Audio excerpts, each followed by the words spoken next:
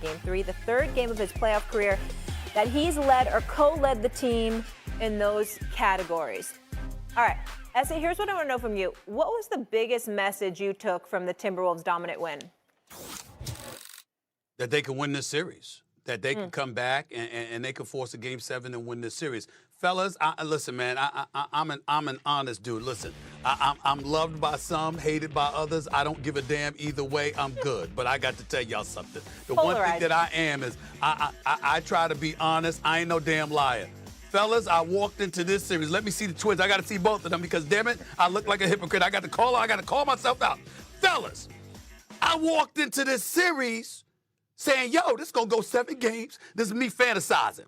I like competition. When you cover the league, I travel all over the damn place. You want to see no damn blowout? Man, I'm in Oklahoma City. I'm in Minneapolis. You don't think I got better things to do with my time? I don't want to be in these cities. No disrespect to the cities, but I got better things to do. But it's the players. You got to do it, right? So I'm traveling, and I'm going like this. I want to see a competition. I want to see an epic matchup. So I'm fantasizing. It's going to go back and forth, and it's going to come down to a Game 7, and the ball's going to be in Shea's hand 1 minute. It's going to be in Ant-Man's another. We going to find out. I'm thinking it's a 7-game series. After the first 2 games, I said, oh, my God. Minnesota about to get swept because I'm looking at a Nas Reed. I'm looking at a Julius Randle. I'm looking at a Jaden McDaniels. I'm looking at these cats and I'm saying they cannot put the ball on the floor and pull up. They were last in the postseason of all the teams, 32% on pull-ups. And I'm like, OKC is chasing them off the three-point line. They making them put the ball on the floor, and then they like a bunch of piranhas, 6 hands around every time somebody put the damn ball on the floor. I'm like, oh my God, I can't believe this. What the hell has happened? Minnesota is gonna get swept. So I go into Game 3, right on the court in Minnesota. I'm like, they about to get swept. They might lose this game. And they just blew them out the damn building. I go into the locker room afterwards. Ant-Man stopped talking to the media, just walking up to me. Come on now. I heard you. Come on now. You come on, Steve. I was like, I'm sorry. So now here we are. Game 4 is tonight. We gonna find out. But I'm looking at Julius Randle. By the way, he got his little kid sitting up there. Yo, fellas, the brother had on better shades than mine. I mean, the brother was little kid, looking smooth as hell. You know what I'm saying? I mean, Julius Randle, I looked at him. Nas Reed dribbling the ball, doing spin moves and hooks. I'm like, what the hell is going on here? If that team shows up, they win the night. It's going 7. They lose tonight. It's over Wednesday night.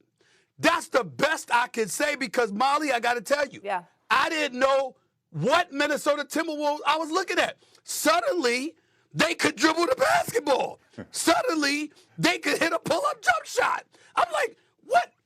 I couldn't believe it. They call it a game of swings. I don't know who the hell's going to show up, but that's where I'm at. No, absolutely. Marcus? Yeah, that's where I'm at, fellas. I got to say this. Knowing Finchie, the ride back from OKC and being in that locker room, he had to go crazy.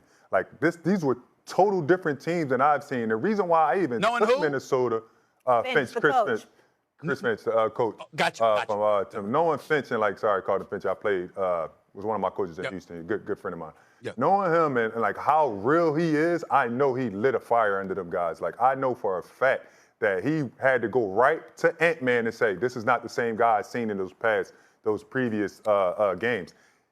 I even said that when I picked Minnesota. The reason why I picked Minnesota is because of how tough, how physical, how they were approaching these games when I seen them against the Lakers. And I even said this online, Ant-Man was 2-hand pushing LeBron James, 2-hand pushing him from walking down the court. I've never seen that, but it showed the fire, it showed how much he wanted to win. Those first 2 games at OKC, I didn't see any physicality. And I didn't think that they can even play with OKC if they don't talk, if they don't push them to the ground, if they don't foul them hard. I've seen a couple guys helping guys up. I was just very confused at how this was supposed to be played. The Timberwolves used the trash talking, the physical play to get over. The game we seen in Minnesota, they went back to that, right? And also what they did was He had to tell the bench that they had to be more consistent. The bench were just firing up shots. Dante DiVincenzo was firing up shots. Neil Alexander was firing up shots. Naz Reid wasn't aggressive. He was shooting a lot of threes. And I said to myself, these guys got to be more efficient. Like, they got to take better shots. And also give Finch credit. The one-on-ones that they had in that past game in Minnesota, they didn't have those same looks in OKC. So what he did was watch the team and watch how physical and watch how much that OKC was in those passing lanes and those driving lanes and moved them to the other side and gave Randall more space to operate, gave Ant-Man more space to operate. And Ant-Man had this look that I was waiting to see. I was waiting for Ant-Man to have that look that we've seen throughout these playoffs and that we've seen last year. And when I seen that, I said, Minnesota got a chance to get the series back to even and go back to OKC. Right. The thing that I've seen the most is in the Western Conference, the home court advantage is real. We praise OKC about how great their defense was the entire season, the entire playoffs. They got 143 hung up on them. 143 in the playoffs. Shea in the first half, Josh Hart to a lesser degree. Between buckets, it was 13 minutes between two buckets that he had the first half. Not only did Minnesota come in and play their game, they came and punched them in the mouth. They told him, we're not playing with you guys. We're going to get this victory. Ant played 30 minutes. Julius Randle played 30 minutes, so it wasn't really taxing. Right. They just really went in there and punched them in the mouth, and we seen the youth of OKC. Yes, they had been this good team all year, but if you look at the age, look at the experience, they're not an old team. They're not a veteran team. Obviously, you have Shea who's leading them, but he's only 26. So for them to go on the road and play against a Minnesota team, like I said, they just went in there and abused them. Jude Randle is playing great all playoffs, and he went in there and punched those guys in the mouth, and they took the lead. Him and Ant was a catalyst, and they never looked back from the jump ball. SA? Right. Every time we've gone, in covering this Western Conference Finals, because it's ESPN's game, and we out here for that. In covering this Western Conference Finals, there's a guy that's out there. Every time we go out there, he's out there alone, pretty much before anybody else. Rookie Terrence Shannon Jr. This brother came off the bench for Minnesota, okay? And Alex Rodriguez, credit to him, new owner with him and Mark Lloyd for the Minnesota Timberwolves, was telling me before the game, you see that kid right there, pointing right at him. He said, that's the future, Stephen A.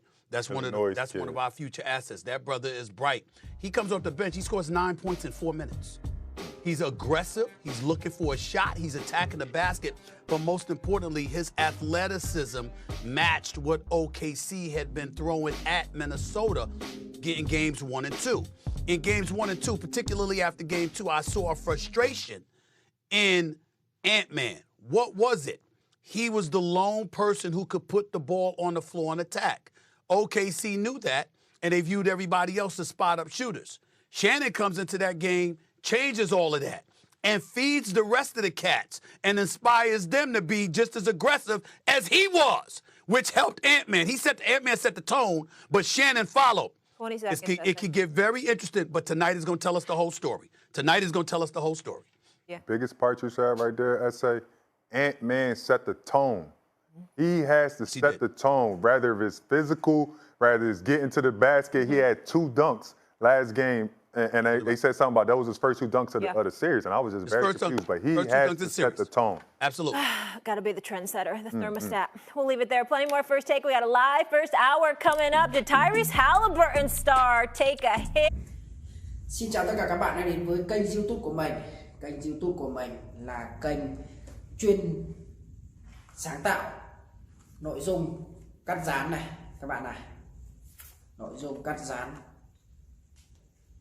Những đây trước mặt của mình đây là nơi làm việc của mình này, bao là nơi làm việc của mình, có những sản phẩm của mình đã làm xong này, làm xong cắt dán hoàn chỉnh rồi, rất nhiều những sản phẩm đây, rất nhiều sản phẩm này các bạn này.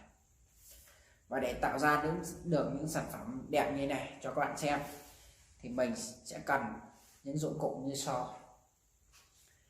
Đây là những giấy thủ công màu của mình này, giấy thủ công màu rất nhiều màu sắc. Mình sẽ chọn là một số màu sắc này cho các bạn xem nha. Đây là một số những màu tiêu biểu để mình tạo ra những sản phẩm như thế này. Đấy. Và để tạo ra được những sản phẩm này thì mình sẽ cần những dụng cụ phụ bổ trợ như là bút dạ này, bút dạ để mình vẽ này. Rồi mình sẽ vẽ cái ô tô cho các bạn xem nha, ví dụ như này đi. Đấy. Cái ô tô này đi. Đấy. Đấy, ví dụ như mình đang vẽ cái ô tô này. Đấy, mình sẽ dùng những sản phẩm này, mình sẽ cùng kéo cắt. Đấy, thì sẽ ra được những sản phẩm ví dụ như này. Đấy, lọ này đẹp bao la. Thì để những sản phẩm được đẹp và nhiều màu sắc thì mình sẽ dùng thêm hồ dán để dán thêm những điểm nhấn đây, những điểm nhấn cho sản phẩm. Và trong quá trình tạo ra sản phẩm của mình không thể thiếu được một chiếc chân kẹp điện thoại. Đây là chiếc điện thoại mình quay lại quá trình tạo ra sản phẩm này. Đây là chiếc đèn hỗ trợ ánh sáng của mình. Và kênh của mình thì cũng đã được nhận nút bạc từ YouTube. Đây, nút bạc của mình này các bạn này. Nút bạc thật nha các bạn ơi. Đấy, các bạn này thấy mình tuyệt vời không? Những video của mình thật là viral, được đón nhận, thực sự đón nhận của tất cả các bạn này. Mình cảm ơn các bạn nha. Mình sẽ nói sơ qua cái quá trình mình tạo ra video và mình sẽ cắt dán này.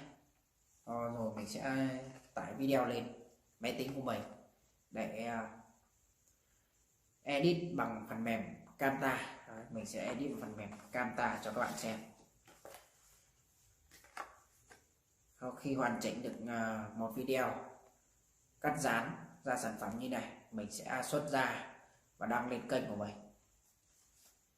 Các bạn hãy cùng chờ đón xem những sản phẩm tuyệt vời của mình nha. Đấy, sản phẩm này, những hoa quả,